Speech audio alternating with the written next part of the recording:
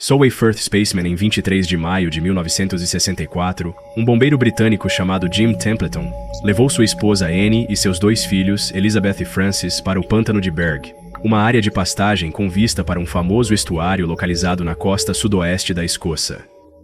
Segundo Jim, além dele e sua família, as únicas duas pessoas no pântano naquele dia eram duas mulheres mais velhas sentadas no carro no extremo da pastagem.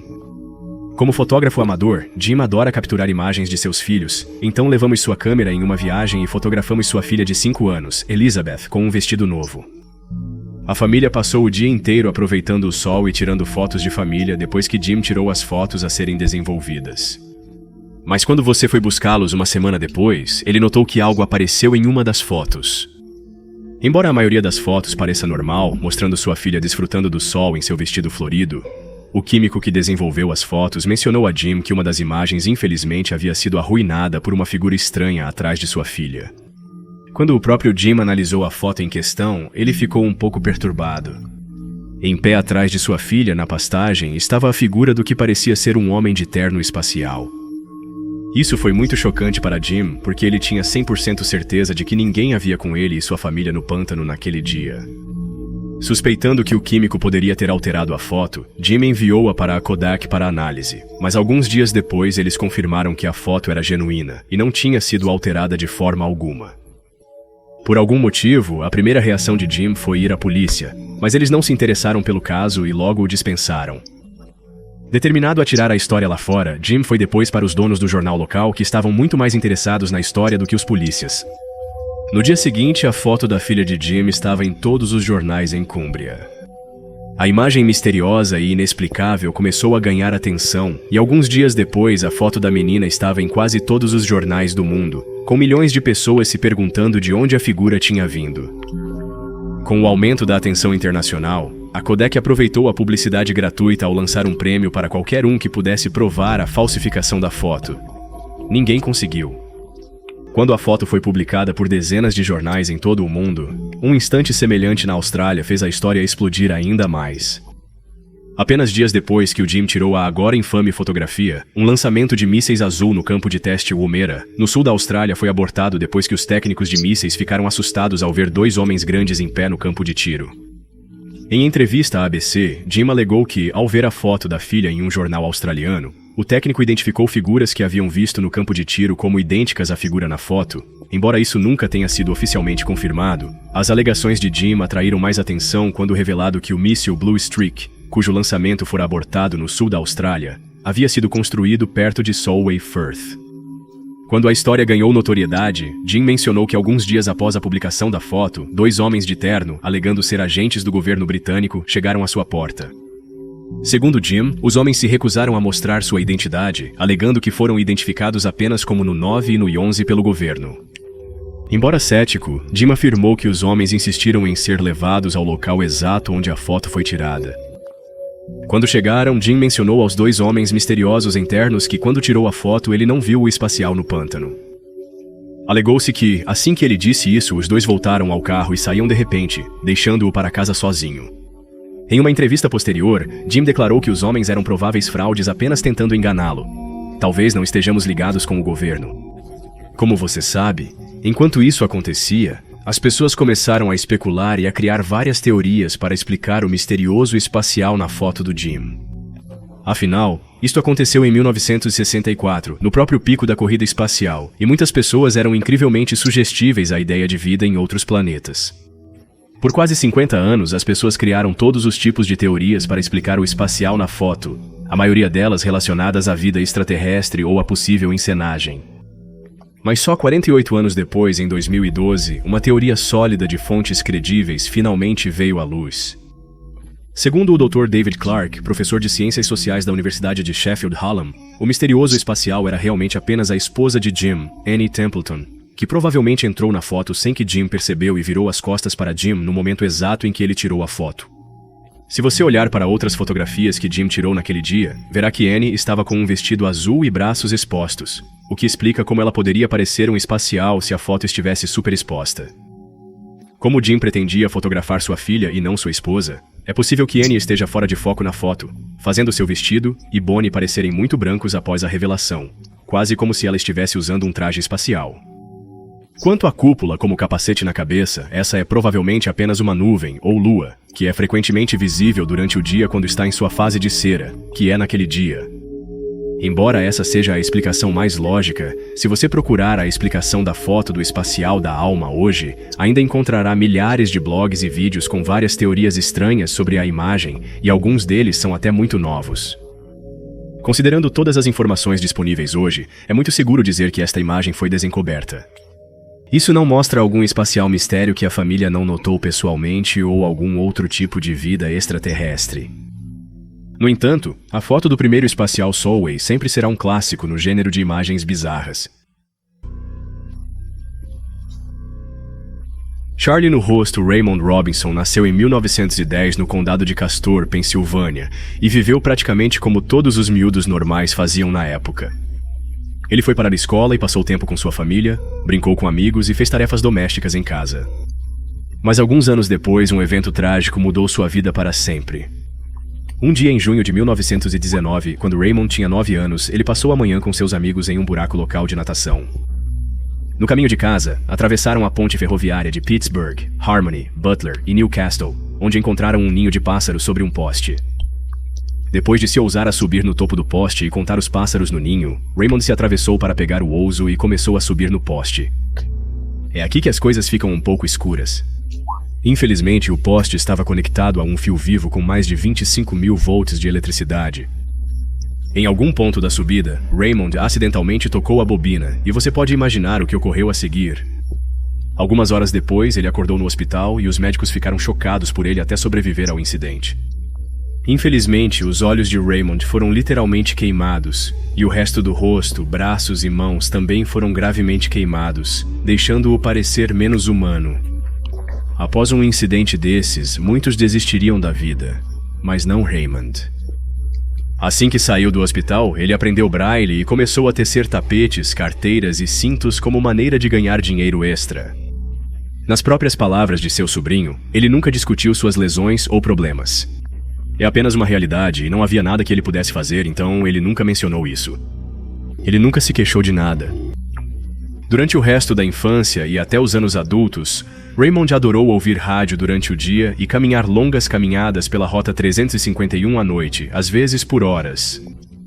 Quando rumores começaram a circular no condado de Castor sobre um homem sem rosto andando pelas ruas da Pensilvânia à noite, os moradores locais fizeram o possível para vê-lo.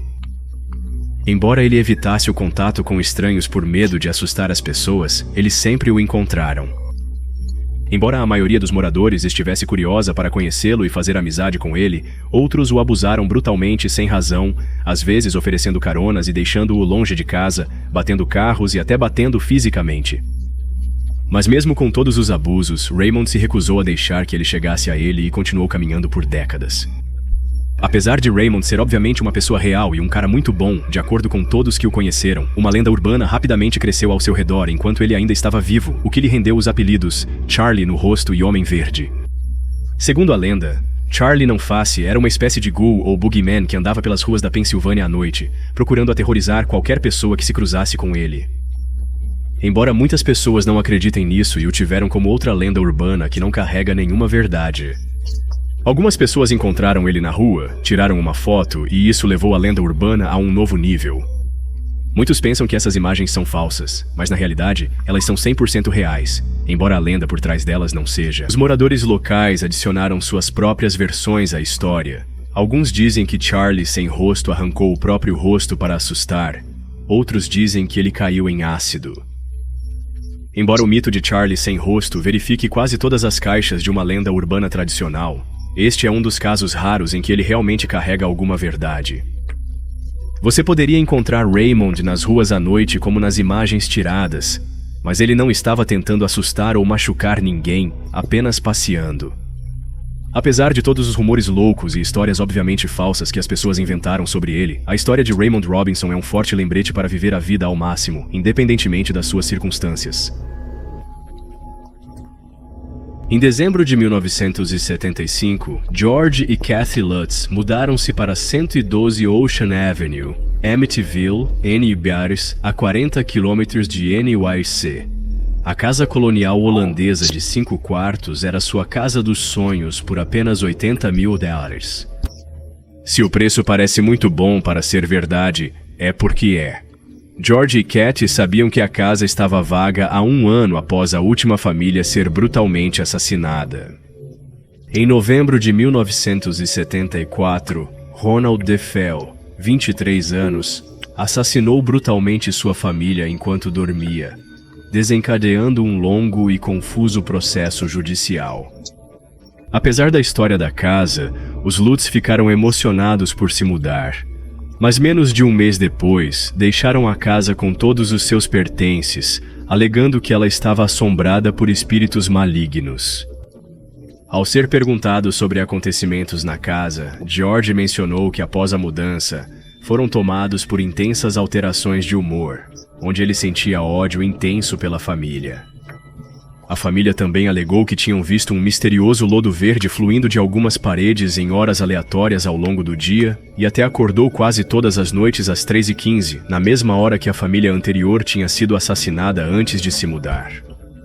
Em um incidente particularmente perturbador, George afirmou que uma noite, quando estava na linha de frente, viu um homem e um porco com olhos vermelhos olhando para ele por uma das janelas do andar de cima. Segundo o padre que havia abençoado a casa depois que o Lutz se mudou no dia da bênção, ele supostamente ouviu uma voz masculina gritando para ele para sair da casa. E nos dias após sua visita à casa do Lutz, ele afirmou ter caído com sangue fluindo de suas mãos. Após sair da casa, os Lutz escreveram um livro sobre suas experiências, que inspirou inúmeros filmes de terror, incluindo o original de 1979, Amityville, o remake de 2005 com Ryan Reynolds e Invocação do Mal 2, sobre a investigação dos Warrens na casa supostamente assombrada na 112 Ocean Ave. Em 1952, Ed e Lorraine Warren fundaram a Sociedade de Pesquisa Psíquica da Nova Inglaterra. Por 50 anos, o casal dirigiu uma operação de investigação paranormal bem conhecida, com vários dos casos que investigaram serviram como inspiração para filmes como Annabelle e A Caça em Connecticut. 5 meses após a família Lutz deixar a casa na Avenida Oceano, os Warrens conduziram uma investigação e alegaram vivenciar fenômenos assustadores, nenhum dos quais foi capturado em câmera. Mas, durante a investigação, Ed e Lorraine capturaram uma foto do que parece ser uma criança com olhos assustadores brilhantes espanhando a cabeça para fora da porta do porão, que você provavelmente viu antes, como se tornou uma das fotos mais infamosamente assustadoras da história recente desde que foi capturada em 1976. Apesar dos Warrens e seus fãs alegarem que o garoto na foto era o espírito de John DeFeo, que foi assassinado por seu irmão, a realidade é menos sombria e emocionante. Durante a investigação, os Warrens contaram com a ajuda de outro investigador, Paul Bartz. Fotos de Bartz daquela noite mostram que ele usava uma camisa muito semelhante à do suposto garoto fantasma. Como foi descoberto mais tarde, apesar das afirmações do Warren, o garoto na foto não era realmente um garoto, mas Paul Bartz se ajoelhou no chão e tomou algumas medidas. O brilho assustador dos olhos foi causado pelo reflexo dos óculos de Bartz, não por alguma força demoníaca como alegado em entrevistas. Até 2024, muitos casos de supostas assombrações ocorridas na casa da Ocean Avenue em 1975 foram desmentidos. De fato, na vista pública, muitas pessoas se lembram de Ed e Lorraine Warren como charlatãos e estafadores que fizeram algumas coisas muito estragadas no auge de seu poder.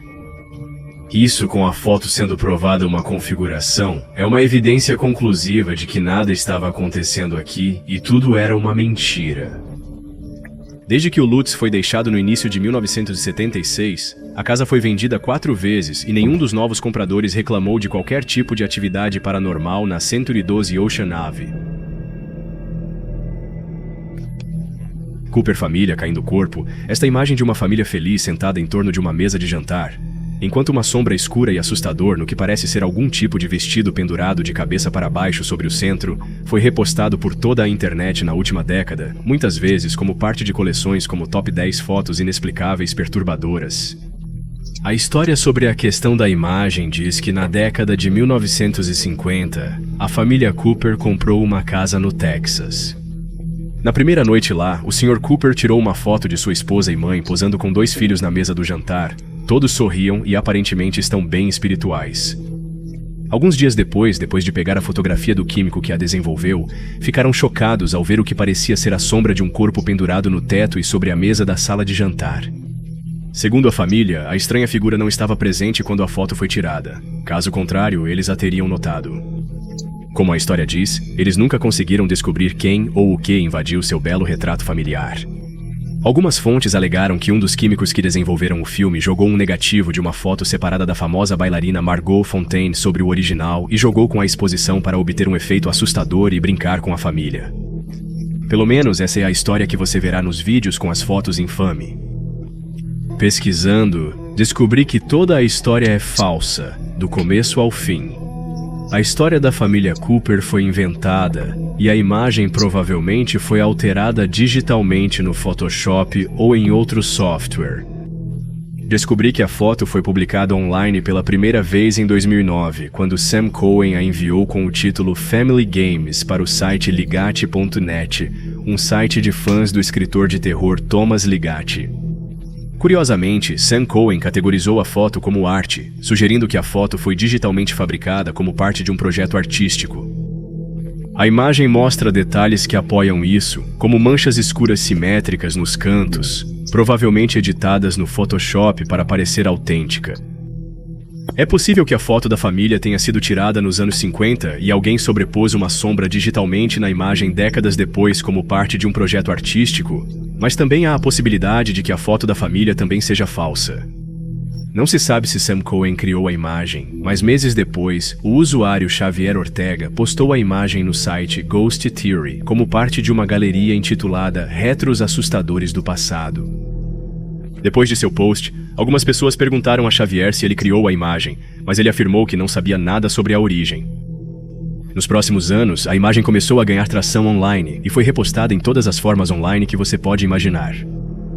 Em 2013, a reunião familiar tornou-se uma das fotos mais assustadoras, infames e inexplicáveis da internet, instigando as pessoas a criarem histórias para dar contexto à imagem perturbadora após ser apresentada em vários vídeos no YouTube. A maioria das pessoas presume que a história por trás dessa imagem é real, mas todas as evidências sugerem que a imagem foi digitalmente alterada usando o Photoshop, resultando em uma história plausível criada por usuários. Mesmo com todas as informações que possuímos indicando que a imagem é completamente falsa, é provável que essas reuniões familiares continuem dominando a comunidade do terror online por muitos anos.